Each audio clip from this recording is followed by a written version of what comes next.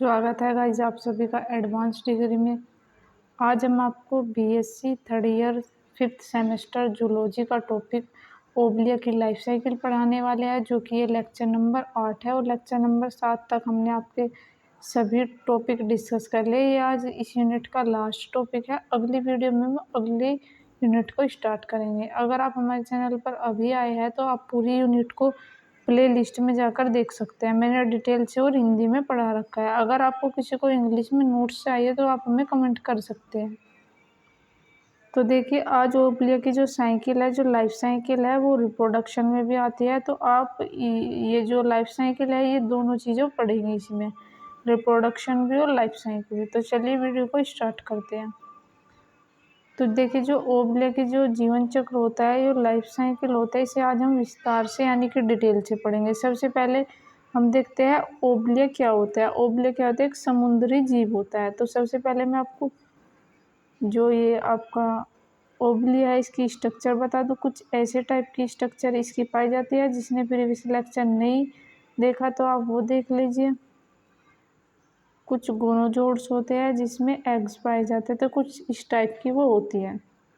ये समुद्र में पाए जाते हैं और इसे हाइड्रोजोआ बोला जाता है। ये सिंड्रिया संघ के हाइड्रोजोआ वर्ग के सदस्य है। इसका जो जीवन चक्र है वो बहुत कॉम्प्लेक्स होता है, यानी कि बहुत जटिल होता है। इसमें दो प्रमुख अवस्थाएं होती हैं, तो वो अब हम पढ़ेंगे। अब ओबलिया, पहले मैं आपको बता दूं ये क्या है। जो ओबलिया होता है, ये एक छोटा सा पारदर्शी समुद्री जल में पाए जाने वाला जीव है। तो कैसा है? ये छोटा है, स्मॉल होता है और पारदर्शी होता है, यानी कि ट्रांसपेरेंट होता है। और कहाँ पर पाया जाता है? समुद्र में पाए जाने वाला जीव है, जो कि सिंड्रिया संघ में फाइलम सिंड्रेरा हाइड्रोजोआ वर्ग में और क्लास हाइड्रोजोआ से संबंधित है।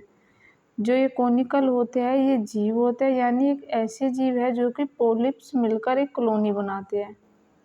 तो मैं आपको इसकी स्ट्रक्चर बना के दिखा दूँ। कुछ इस टाइप की इनकी स्ट्रक्चर पाई जाती है, इस टाइप की। आपने अगर ओबलिया का नहीं देखा वीडियो तो आप देख सकते हैं। तो इस टाइप की ये कैसे रहते हैं? ये इस तरीके से कॉलोनी में रहते हैं। अब इसकी स्ट्रक्चर के बारे में डिस्कस करेंगे, यानी कि प्रमुख विशेषताएं क्या होती है। इसकी जो स्ट्रक्चर होती है उसमें दो अवस्थाएं पाई जाती है। मैं आपको डायग्राम से भी समझाऊंगी, आपको थ्योरी से भी। तो इसकी दो फेज पाई जाती है, पोलिप और मेड्यूसा। तो देखिए, अगर आप ध्यान से पढ़ेंगे तो जब मैं आपको डायग्राम में समझाऊंगी आपको ये समझ में आ जाएंगे। तो आप प्लीज़ इसे पहले ध्यान से समझिएगा। तो पोलिप और हाइड्रोजोआ, इसमें दो फेज होती है। पहली पॉइंट जो नोट करने का है वो है कि इसमें दो फेज पाई जाती है, पोलिप और मेड्यूसा। जो पोलिप अवस्था में किसी सतह से चिपका रहता है। तो देखिए, जब ये पोलिप रहता है, ये किसी से चिपका हुआ रहता है और कॉलोनी बनाता है। मैंने अभी आपको ऊपर बताया था कि ये कॉलोनी बना के रहता है। तो ये एक तो ये इस तरीके से झुंड में पाया जाएगा। कॉलोनी का मतलब आपको पता ही है, कॉलोनी क्या होती है? जहाँ पर एक साथ लोग रहते हैं और ज़्यादा संख्या में रहते हैं। और ये क्या है? ये चिपके हुए रहेंगे। तो कॉलोनी जो जो पोलिप होता है वो कैसे होता है? एक साथ रहते हैं और चिपके हुए रहते हैं, यानी कि कॉलोनी बनाकर रहते हैं। जो मेड्यूसा अवस्था में यह तैरने वाली घंटी के आकार होते हैं। तो देखिए, कुछ इस टाइप की पाई जाएगी मेड्यूसा जो होती है। पोलिप इस टाइप का पाया जाएगा। और जो घंटी का मतलब इस तरीके से कोई भी घंटी बनेगी। और जो ये मेड्यूसा होती है, ये सेम इसी टाइप की पाई जाएगी। जब आप डायग्राम देखेंगे तो आप समझ जाएंगे। अब देखते हैं इसकी लाइफ साइकिल। देखिए, ये आ गया आपका पॉइंट जो है कि लाइफ साइकिल।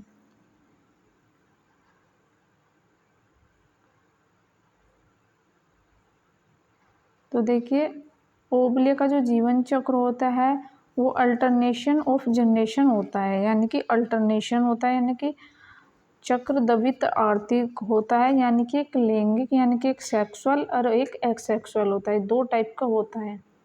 एक तो सेक्सुअल मैंने आपको बताया था और एक एसेक्सुअल। मैंने प्रीवियस लेक्चर में भी आपको बताया था सेक्सुअल और एसेक्सुअल क्या होता है।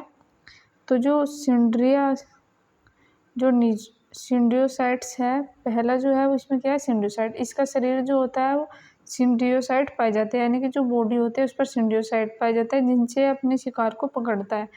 तो कुछ ऊपर इस टाइप की पाई जाएगी। तो ये क्या होती है? ये शिकार को पकड़ने का काम करते हैं। और पहली जो है पोलिप अवस्था और दूसरी जो है मेडुसा अवस्था। जो पोलिप है ये स्थिर है यानी कि सेसाइल होती है, और जो मेडुसा होती है ये मोटाइल होती है।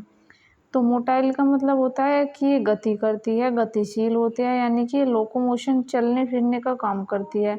जो पोलिप स्टेज होती है यानी कि सेसाइल होते हैं, यानी कि कांस्टेंट होती है, ये लोकोमोशन करने का काम नहीं करती। अब देखते हैं जो लाइफ साइकिल होती है, इसके कुछ चरण होते हैं या फेज इसे कह सकते हैं। जो पहला जो है एसेक्सुअल फेज पोलिप कॉलोनी।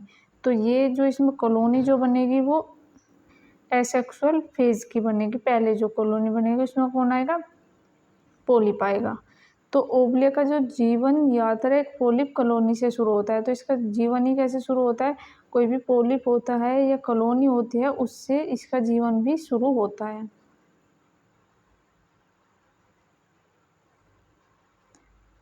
तो यह कॉलोनी कई पोलिप्स से बने होता है। तो किस तरीके से बने होते हैं मैंने अभी बताया था। जो कॉलोनी होता है अपने बड़े बड़े शहरों में होता है, जहाँ पर कॉलोनी कटती है, यानी कि बहुत सारे लोग एक कॉलोनी में रहेंगे।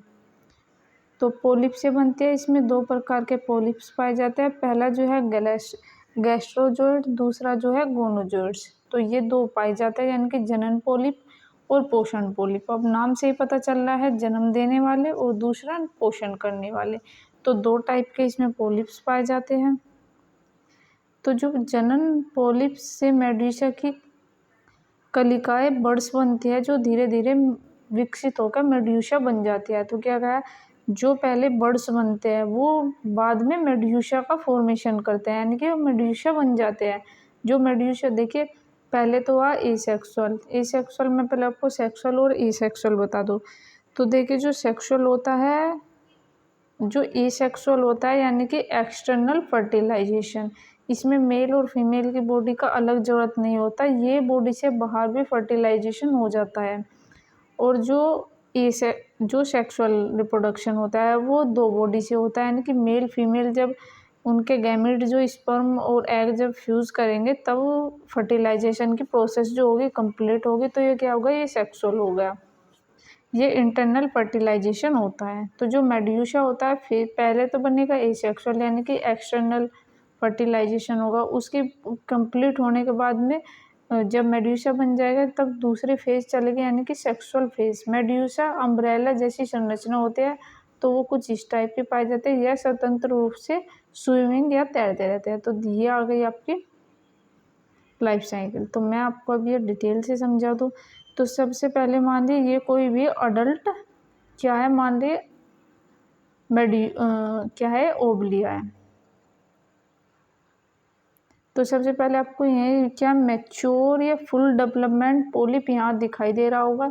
इसमें इस तरीके के पाए जाते हैं। देखिए मैंने ऊपर बताया था कि ये इस तरीके के पाए जाएंगे। इनका जो काम होता है, ये जो धागेनुमा स्ट्रक्चर होते हैं, इनका काम क्या होता है, कोई भी कह सकते हैं शिकारी हो उसे पकड़ने के लिए और अपनी सुरक्षा करने के लिए ये होता है। और जो ये आपको ये वाली जो स्ट्रक्चर दिख रही होगी, देखिए ये यहाँ पर, ये जो यहाँ पर आपको एक स्ट्रक्चर दिख रही है, देखिए ये यहाँ पर, इसमें क्या होता है, इसमें गोनोजोइड्स भरे होते हैं, कह सकते हैं इसमें एग भरे हुए होते हैं, और ये अलग से होता है। और फीमेल मेडुसा देखिए ये क्या होगा, जब सेक्सुअल रिप्रोडक्शन होगा और एसेक्सुअल होगा। तो देखिए जब सेक्सुअल होता है तो उसमें मेल और फीमेल दोनों चाहिए होंगे। तो ये मेडुसा जो होता है ये फीमेल मेडुसा होता है। इससे क्या प्रोड्यूस होगा, इससे कोई भी एग प्रोड्यूस होगा। देखिए यहाँ पर दिखाई देगा, ये मेल मेडुसा है, ये फीमेल मेडुसा है। मेल से क्या होगा, एग होगा, और फीमेल से क्या होगा, एग होगा, और मेल से क्या होगा, स्पर्म होगा।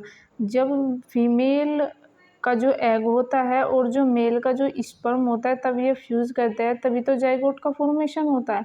तो देखिए यहाँ पर दिखाया गया है, देखिए ये एग हो गया, ये स्पर्म होगा, जब ये फ्यूज़ होंगे तो देखिए जाइगोट का फॉर्मेशन हो जाएगा।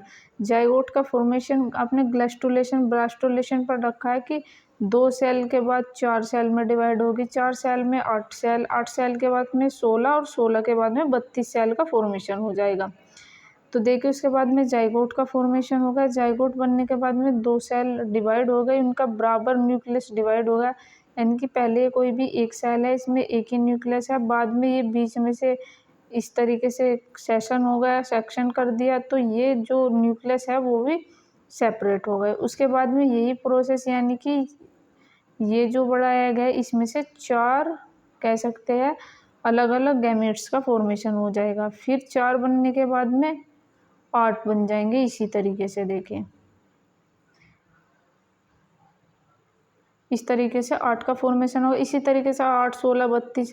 तो देखिए जाइगोट बन गया, 2 सेल स्टेज, 4 सेल, उसके बाद में ब्लास्टुला, फिर ग्रेस्टुलेशन की प्रोसेस होती है। फिर उसके बाद में ब्लास्टुला बनने के बाद में ये किसके लिए अवेलेबल हो जाएगा, ये फ्री स्विमिंग, ये यानी कि लार्वा बन जाएगा और स्विमिंग करने लगेगा। उसके बाद में ये सेटल डाउन बन जाएगा, देखिए ये पोलिप के जैसा फॉर्मेशन करने लगेगा।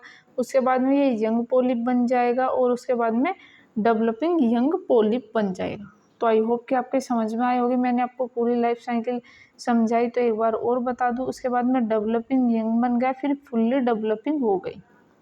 तो देखिए कोई भी मेल फीमेल एग और स्पर्म फ्यूज हुए, उसके बाद में गैमेट बना, फिर 2 सेल स्टेज बनी, फिर 4 सेल स्टेज, फिर ब्लास्टुला, फिर स्विमिंग लार्वा बन गया, फिर डाउन बन गया, सेटल डाउन, फिर यंग पोलिप, फिर डेवलपिंग यंग, उसके बाद में फुल्ली डेवलपमेंट हो गया पोलिप का। तो ये थी लाइफ साइकिल, इसे ये ओवलिया की लाइफ साइकिल है और इसे रिप्रोडक्शन भी बोलेंगे।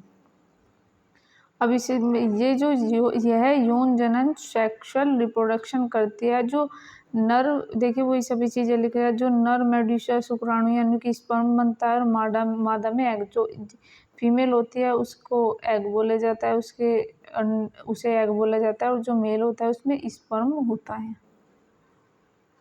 उसके बाद में जो फर्टिलाइजेशन होता है, उसके बाद में जाइगोट का फॉर्मेशन हो जाता है और पेनुला लार्वा बनता है, और जाइगोट विभाजित होकर पेनुलर लार्वा बनाता है। यह लार्वा कुछ समय तक तैरता है, यानी कि स्विमिंग करता है, फिर किसी ठोस सतह पर चिपक जाता है और नया पोलिप बनता है। नई पोलिप कॉलोनी का विकास होता है और फिर कॉलोनी बनती है, यह जीवन चक्र शुरू हो जाता है। तो देखिए वही बताया गया है। ये क्या करता है, ये ब्लास्टुला बनने के बाद में स्विमिंग करने लगता है, फिर किसी से चिपक जाता है, चिपकने के बाद में यंग पोलिप हो जाता है और डेवलपिंग यंग बन जाता है।